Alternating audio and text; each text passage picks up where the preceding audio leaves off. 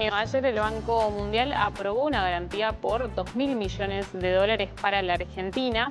Es clave esta garantía porque lo que permite es tener un respaldo para negociar con bancos internacionales un préstamo a una tasa menor, se habla de un 5,5, un 6,5, que de no tener esta garantía estaríamos hablando de tasas del 9 o incluso el 10%. Hay una cuestión clave. ¿La colocación a qué plazo, por ejemplo? Lo que se habla es de esta garantía, al menos es el plazo, es de 6 años, con los primeros 3 años de gracia. Por lo menos lo que te busca es este plazo o extenderlo. Colocas un bono a 6 años, 3 años de gracia, y ese bono te asegura a vos, inversor, que el Banco Mundial te dice, bueno, yo por 2.000 millones de dólares doy garantía. Doy garantía.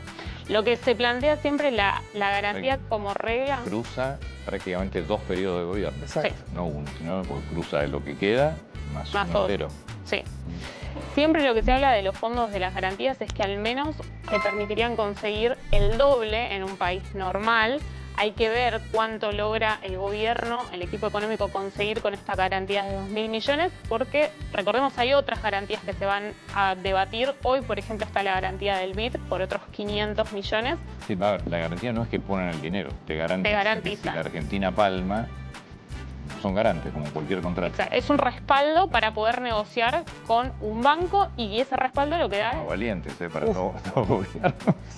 Son unos valientes. La verdad, los gobiernos son muy... Es una apuesta muy importante, pero ahí hay que destacar que ayer cuando el Banco Mundial comunica la garantía, le vuelve a insistir al equipo económico, ojo que yo te doy esta garantía porque confío que es un paso que te va a acercar para que vos salgas al mercado internacional. Lo que quiere finalmente el Fondo Monetario es que sale al mercado, ¿no? Es que sabe, y eso suma presión, sobre todo con la caída que tuvo el riesgo país en los últimos días. Ayer subió un poco, quedó en 436 puntos básicos, pero hay ya analistas que le dicen al equipo económico, bueno, ahora tenés una ventana de oportunidad, por lo menos salí a probar, tantear, para mandar por lo menos una señal que podés colocar. Bueno, Caputo siempre cuando escucha este tipo de discursos se enoja bastante. Lo que él dice es, yo no le tengo que probar al mercado que puedo salir a colocar. No, pero... hay que ver si ahora... no va a salir a colocar con una tasa si no sabe que la tasa es baja. Esa es lo que él siempre dice. Cuando nosotros consideremos que salir a colocar en el mercado internacional nos otorga una tasa más baja que otros de los mecanismos de financiamiento que tenemos ya, vamos a salir a colocar. Es el riesgo país por debajo de 300.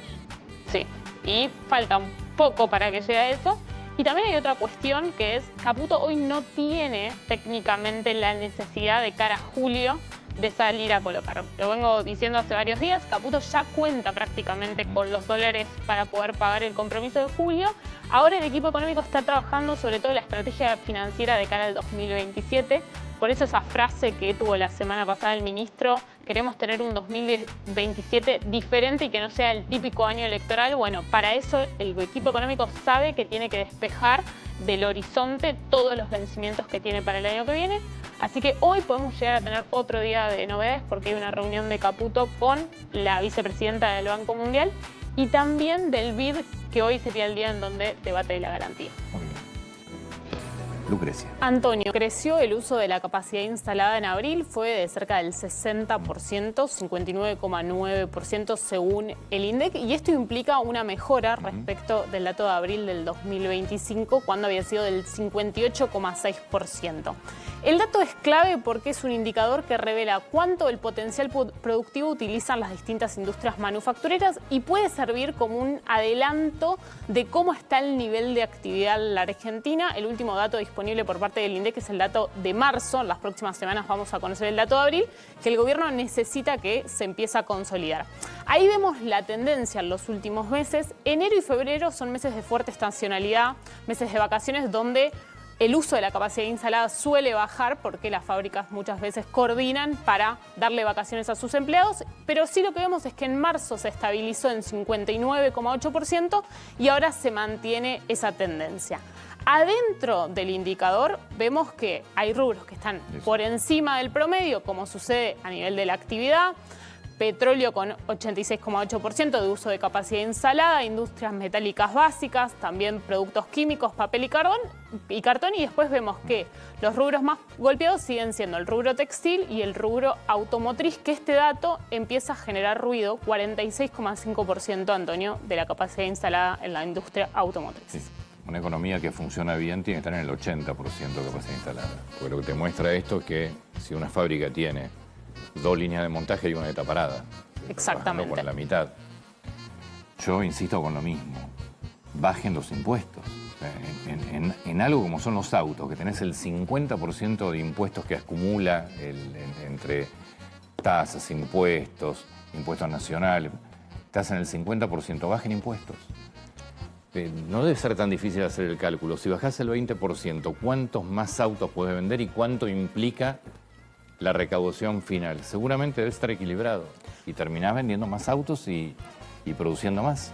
Ese es el cálculo que tienen que hacer en economía. Ayer justo me comentaban, porque hace un par de semanas el ministro pone la reforma tributaria como uno de los pasos claves, la convocatoria a gobernadores, y supuestamente habría personas del equipo de Córdoba, vinculadas a la gente de Córdoba, que estarían ahora trabajando en la reforma tributaria, siempre vinculado con algún estudio contable y jurídico de Argentina que asesora al gobierno, pero hay avances en ese sentido. O sea que en el tema automotriz, además, hay un factor que es importantísimo, que es la seguridad. Vos tenés un parque automotor muy viejo ya en la Argentina. No es nuevo, digo. Sistemáticamente, cuando la economía te pega, lo primero que se retrasa o se envejece es el parque automotor. Por eso hemos tenido el famoso plan canje, las empresas compactadoras o los desarmaderos legales para... Tienes un tema de seguridad que también te significa un costo grande, porque a mayor cantidad de accidentes, mayor cantidad de gasto en salud pública, y eso alguien tiene que hacer estadísticas de lo que sucede en la economía y en la vida diaria cuando no invertís o, por ejemplo, se te envejece el parque automotor, se te arruinan las rutas. Digo, todo eso termina siendo, en el mediano plazo, ni siquiera en el largo, termina siendo un costo económico más alto. Sí, sí. La falta igual de estadísticas y de estos estudios lo veíamos ayer y lo hablábamos ayer, imagínate. Es grave. No tenemos ni siquiera datos oficiales en términos de turismo.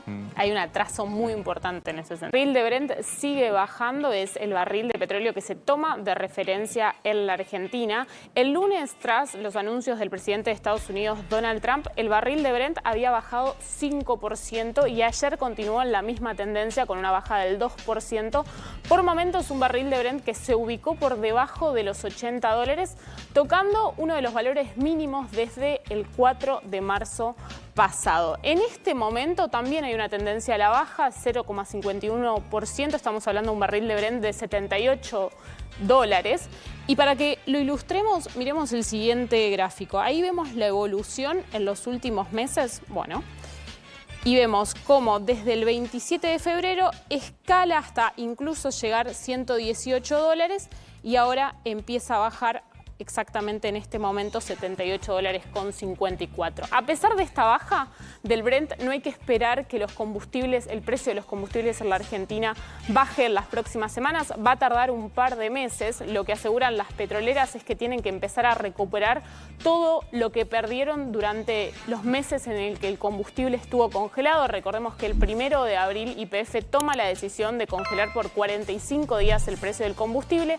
Luego el 15 de mayo aumenta tan solo un 1% y volvió a prorrogar la medida por otros 45 días más.